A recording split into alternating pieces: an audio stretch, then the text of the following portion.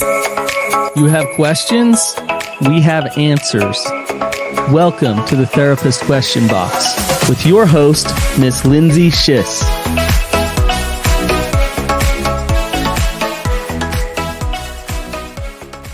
Welcome back to the Therapist Question Box. We are excited to tackle your toughest questions, so ask away.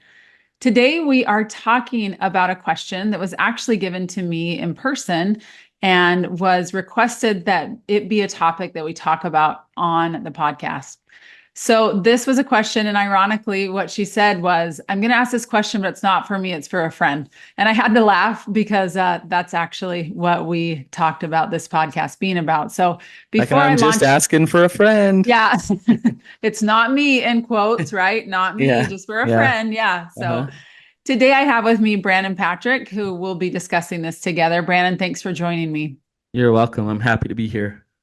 So the question that she asked was, what do I do if I need therapy, but I can't afford therapy? And I really appreciated this question because I think there are so many people that fall into this camp, that they know therapy would be helpful, that they can see, or they know people who have benefited from it, but for whatever reason, it's not an option for them. So Brannon, where would you like to start with that question? I think it's a really honest one and one that is an important one to tackle. Yeah, I think there's all kinds of different angles we can take here with this. So, one of the first, let me throw this question out. If I needed heart surgery, but I couldn't afford it, what would I do? You would figure out how to get heart surgery. Right. So for some reason, and in many ways, mental health and therapy is thought about as something that you can sacrifice, that it goes to the bottom of the priority list a lot of times, and other things get put in front of it, like, spending money on fixing that car that you need to fix, or whatever it is. So on one hand, I do hear this question. I want to get into all of the answers to this question. Yeah. But I guess as a therapist, part of me is a little bit like, you know what? Like, sometimes you got to prioritize it and find a way to make it work, and spend some money on yourself and make sacrifices in other areas of your life. So that's a simple answer from a therapist who really believes in therapy. I actually really do appreciate that, though, because I think sometimes because it is not physical and we can't see it, that we think, oh, it's maybe not as important and it doesn't need to have quite the attention that maybe something physical does. But I'm with you. I think it is as important as anything physical, our emotional and mental health. When our emotional and mental health is gone, we're not okay. And so I am with you. So I like that idea. Figuring out, like, getting really scrappy. Okay, what can I cut out of my life so I can put this as a priority is maybe the first thing to start with, that it is a priority. And it's hard, Lindsay. I get it that, like, if I go get heart surgery, then something is done. Like, my heart has changed and it's better. With therapy, it's oftentimes a process, and you don't see the results immediately. And I think because of that reason, a lot of times it's like, well, I don't know if I can trust whether this money is worth it. Like, if I'm spending this money and it's actually giving me what I need, and which is a fair thing. Like, sometimes therapy is not great. And so, but what I would say to that is, maybe you go to therapy and you realize it's not great, and you switch it up and find a therapist that is great until you find what you're looking for and what you need. I like that. When I hear that, I think, you have to be your own best advocate. If you're going to a therapist where it's not working, or that you're recognizing you're not making the progress that you need, to be an advocate and look for a fit that is the right fit for you. Right. So when I'm hearing that, so let's say, okay, we are very clear that there are often ways we can cut things out of our lives and make this a financial priority, for sure. What if there are people, and I'm sure there are, where they really cannot afford traditional therapy? Where would you start if you were them and you were saying, it's just not a possibility right now? So the first thing that I would do is really double check what your benefits allow you to do for your mental health. Mm, Um, with Obamacare, as that came on the scene, they mandated that mental health get covered. And with that, a lot of insurance is now covering therapy that hadn't before that. So mm, we're kind of used to thinking like, well, our insurance covers the bare minimum of, what they mhm. will for us, but they do actually many plans do cover um, counseling. So it's something to double check, like really make sure, even if you have crappy insurance, you might still get that benefit. Um, if you're on Medicare, there are places that will take Medicare for counseling. For So sure. you can find that. Now, it is, Lindsay, I think sometimes the quality of therapy really correlates with how much you're willing to pay. It's just how it works. And a lot of times private pay therapists are a higher caliber of Mm, therapist. mhm. And so, but if you just need help, if you just need someone to talk to, you might have some benefits. And I would double check. I'm a social worker, and um, it was interesting when I went to get my MSW. I thought that I was going to, sit down to be the therapist in the chair. And what I learned was, and what some of the first things I did as a social worker practicum is it's about resourcing. It's about case Yes. management. Yep. And what that means is getting really clever with people about how to find those type of resources, how to find that money, how to find that provider that will help that person. And a lot of times where there's a will, there's a way. Yeah. I don't have a clear answer, but if you stay persistent, even to the point where maybe you find a therapist who does one or two pro bono sessions, and Mhm, you're able to do that.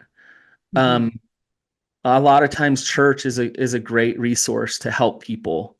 So it's a third party payer that's not insurance that can help people. Um, Yes. but there, you can get clever. You can figure it out if you really want to. hmm I would agree with you. And I think what you said, I'm also a social worker. And so what you're realizing is that it's not just, okay, getting that person with, the one therapist, but it's looking at the community resources that are available and looking and saying, okay, how can I connect a person with the resources? And that's a really helpful thing to understand, that maybe if individual therapy is not an option, again, we're saying how important it is. We both are believers in it. That's why we're doing what Yeah. we're doing. However, there are other options, right? And as you think about that, what comes to mind is community mental health clinics, possibly maybe different therapists that might have sliding scales, right? Nonprofits that might be offering low cost counseling. You talked about church or clergy that Church often, communities. Yeah.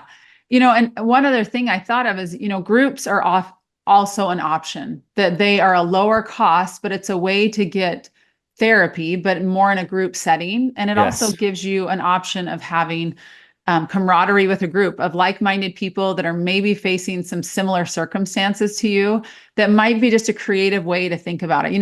I think sometimes we think, oh, if it's not perfect, then I'm not even going to try. Meaning like, if I can't do it and do it the best way, then I'm not going to try. And I think good, or starting it good, is better than not doing anything, right? Yeah. And I think it's an important thing to say, okay, if really individual therapy is not an option, what's the next step? Okay, what's the next, right? So Yes. I keep thinking that, again, that resourcing option is so important, because sometimes we don't even know what's out there. But if we start to, we can start to feel like, okay, there's some options, even if it might not be exactly what we wanted it to be. Yep. Community mental health centers, even most hospitals have social workers on a lot of their units, Mm, and they have all kinds of resources that they refer to all the time. Um, but to your point, Lindsay, there are resources out there. I'm a huge, like, group therapy is great bang for your buck. I agree. It's awesome. Um, but also like we live in a time today where there is more free information than there ever has been. And it's awesome. Like there's such good stuff out there that's completely free. And a lot of times what it takes is, and this is why a lot of people pay therapists, is it takes your own self-determination to actually follow through and go forward with some of that stuff. But you can find answers, you can find tools, you can find all kinds of help on YouTube or podcasts or whatever. So that's a good place to start. Another thing to consider is when you look at the cost of therapy, you might be looking at it like, wow, it's $150, $200 a session or whatever. Um, if you can't afford it, then be really clear with the therapist and say, look, I can't afford once a week if that's what you're recommending. Um, I've oftentimes said, okay, like if that's the reality, I'd prefer to meet with you once a week, but I totally get it. Let's meet once a month, but here's the things I'm going to have you do Mm. about that month and when you come back, if you've done those things, then some good progress hopefully is made and we'll check in and see where you're at. So you don't have to have a once a week session in mind. You can taper it. You can get clever with your treatment plan and figure out how to make it as affordable as possible. I like that because the creativity then it makes you feel like, okay, there's something more here. I don't does this, it doesn't have to fit into this traditional once a week one-on-one thing, but and I love what you said, that being transparent, like this is not actually something I can afford every week or every other week. So I can do once a month, and then I need some homework and I need some things to be doing on my own. So again, what I'm hearing is advocacy. Be your own best advocate. And I'm also hearing that clever, and I'm thinking get scrappy too. Get scrappy Yeah. and figure out what it looks like, right? I mean, Yep. it's like the squeaky wheel gets the oil, right? And I Yep. think there are times, like you said, there are therapists that will do a pro bono session. There are therapists that will do a sliding scale. Not everyone, certainly, but you know what? You never know unless you ask. So Yeah. that's Yep. really important. So something to just consider. I think about before I became a therapist, I mean, I love reading these books. This is what I enjoy to do anyways. And so there are so many, like you said, podcasts and books and journal prompts, and then like actual workbooks that will help you as you are going through this process that are really valuable and beneficial. So yeah, it's a good time if you want information. We live in a great day and age to actually benefit from that. So, Yep. would you say, is there any specific, as we're talking about that, apps or online platforms that you would recommend? Yeah. My favorite one is Insight Timer. I love Insight Timer. Yeah, and it's just a mindfulness app full Hmm. of full of all kinds of ways to meditate and practice mindfulness. Hmm. So it's just good for your mental health. Um, I have another app that I check in with every day. And I'm forgetting the name of it, of course, Mm. although I use it every single day. It has me check in with my emotional state. So Mm. it'll ping me every so often and say, what emotion are you feeling right now, or where are you at? Nice. Um, Let me double check, see if I can find it. Um, I also use an app for my sleep. Mm. It's called Shut Eye, is what I Can I use. tell you, does that stress you out? The idea of like tracking my sleep, I'm like, oh, I want to have better sleep. But when I start tracking it, like, was that going to make me more stressed? Does it You do like that for like you? double thinking it and like Yes. yeah. Like I don't know what I can do. I mean, I do know what I can do to get some better sleep, but I have often wondered if it would cause more stress. Does it for you? Not really. I think I would not do good at a sleep center. Like I'm No. laying there like hooked up to this stuff and like it's like this isn't how I really sleep ever. I So can't imagine why not. Um, so I actually like the app because it's like I can set it and forget it and it'll kind of monitor what I'm doing. Um, but I also use things, and this might sound kind of like, well, what does that have to do with therapy, but like my Fitness Pal, Mm, I love Map My Run. mm, So things for your physical health are good for your mental health. mm-hmm, So it's a holistic approach, and there's apps for everything. You can find multiple apps for it. Another thing, Lindsay, that I want to mention is I've worked a lot with addiction, mm-hmm. and addiction is pretty cool because there are so like you can set up a full, I call it recovery capital system for free when it comes to addiction. What I mean by that is you could go to a group every day. You could have 5 sponsors. You could be checking in every hour with somebody. You could be working a system, the 12 steps, where you're monitoring where you're at along the way, and it's all laid out for you, and it's all completely free. Um, so addiction's awesome. Now, when you get into depression, anxiety, there aren't those type of groups. There's not those type of communities out there. And that's where it becomes harder of like, okay, now I really need to tap into some therapist because they got to help me with the resources around this issue. Mm. But Now, can you tell me what that is? Is there for any of our listeners that are dealing with addiction? Is it a website that you were referring to, or an no, app? I'm just talking about 12 step. So I'm Oh, 12 talking about step. Okay. SA, AA, Yes. and even if for partners of people struggling with addiction, S-Anon, Al-Anon, Mm-hmm, mm-hmm. and there are groups and communities. I could almost guarantee you in the neighborhood where you live, Yeah. and you can find that. So I would agree. And honestly, the other thing, group work is not just a great bang for your buck. There is incredible healing that can happen in a group setting. When you feel like you are not the only one doing this, you're all of a sudden have a built-in community of people that feel or that are having a similar experience to you. And you're learning together, you're sharing together. It's validating of your experience. There's empathy happening. I mean, there's a lot of really important things that can happen in a group setting. I love group therapy, and group therapy is different than a support group like 12 step. Um, but like I'll give you an idea of how it is. So like a typical therapy session is about $150 for a session. Mm-hmm. So if you look at that and you think, okay, I'm doing one of those a week, that's about $600 a month. And a group, I charge $250 for the month, and it's 90 minutes every week. So you can see it's half the price for more time in front of a therapist. But then, and this is what people don't understand, is then the real added benefit is you get to know the other people, and sometimes Mm. that's the most therapeutic thing that happens in a group. Yep. So it's a win-win-win if it's a good group, if it's a well-run group, if there are people there that want recovery, it's awesome. Yep. I couldn't agree more.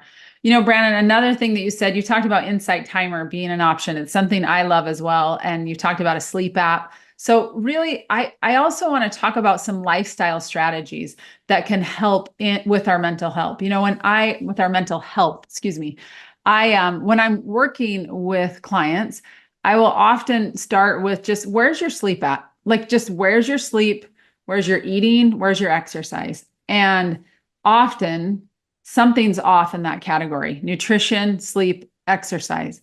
And so I'm wondering if you could talk a little bit about the importance of starting there and how important you feel like just even those three basic things are in our mental health. Yeah, I think when you're thinking about really wanting to do therapy, maybe you have a specific thing. Maybe it's a relationship you're dealing with, or an addiction, or whatever it is. But the therapist, just paying that therapist isn't going to take that problem away. Mm-hmm. What will help that problem heal is you actually digging in and doing some healing work.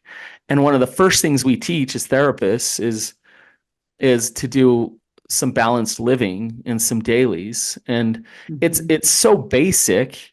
I almost feel guilty getting paid to tell people to do it, Lindsay. It's so basic. Right, You right. know what? Like, oh, you're sleeping 3 hours a night and you're not feeling good? Like, shocker. like What's amazing, it's a basic, but how many times do you find people that are struggling with the all the basics time. all the time? So before we deal with this complex issue about life and your job and relationship, like turn the TV off at night and get 2 or 3 more hours of sleep. Like, let's try that Mhm. first. Mhm. So yeah, just the basics Yep. really matter. A lot of times people struggling with depression, a lot of it has to do with their hormones and their insulin and so it's just, regulating your body so your body's working for you. Mhm. So what do you know? It's taking care of your brain too, Yep. you We're all know? connected. So Yep. yeah, That that's, is, go yeah, ahead. it's not the end all be all to therapy, like, but you can start with the basics without needing a therapist to get you going on the basics. Yep. It's amazing what a change in sleep, eating, and exercise can do for a person. Really, it's amazing. And like you said, it is basic. And yet sometimes those basics, it almost feels too basic. And so it's like, okay, I got to dig for something bigger. It's like, let's start with the basics every time. And then let's build from there. But if a person is sleeping 3 hours a night, like you mentioned, it's going to be hard. It's going to be hard to have good mental health. And, Yeah. the other piece that you mentioned is what is going on from a physical perspective, right? Am I barking up the right tree? Like, do I actually need to go to the doctor and to the physical doctor and get some testing done? Do I need to make sure that physically I'm doing okay? Or am I thinking it's a mental health thing? Well, really, I've got something else going on that I need to address from a physical perspective. Yep. Yep. It's amazing. And I'm not saying therapy is not important, but it's amazing how therapeutic going on a walk every day can be. Just go Absolutely. for a walk and that might solve a lot of your issues just because you're getting out of nature and moving and not staying Yep. stagnant. So, Yep. Moving those stress hormones out, getting some vitamin D, fresh air. It's well, amazing how it can make a difference for sure. yeah. Good. Well, Brandon, I want to make sure, is there anything else that you feel like would be important for our listeners to hear as we're talking about this very real concern that people have about wanting therapy, but not being able to maybe afford it? Anything else that we missed? You know, I just really appreciate this question because this question is saying, I really want therapy and that I really want to do my work. I really want to step into some things and discover some things. Um, so I really appreciate the question. I really appreciate that the stigma around mental health has kind of gone away in many ways, not completely, but and that people want to engage in therapy.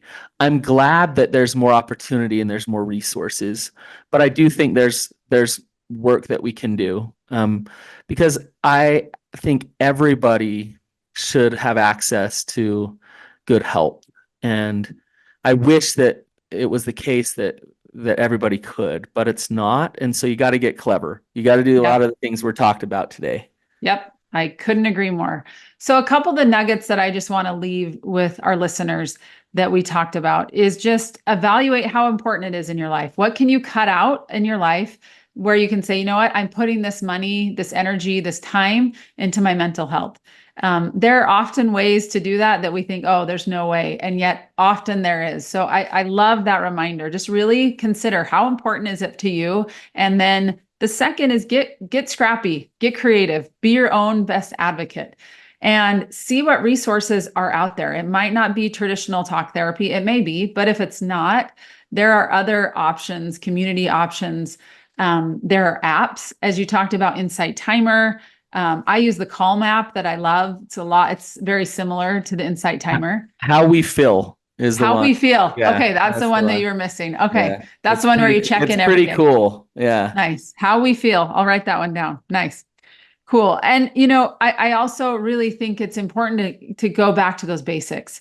What is my eating like? What's my sleeping like? And what's my exercise like? And am I taking care of those basic things?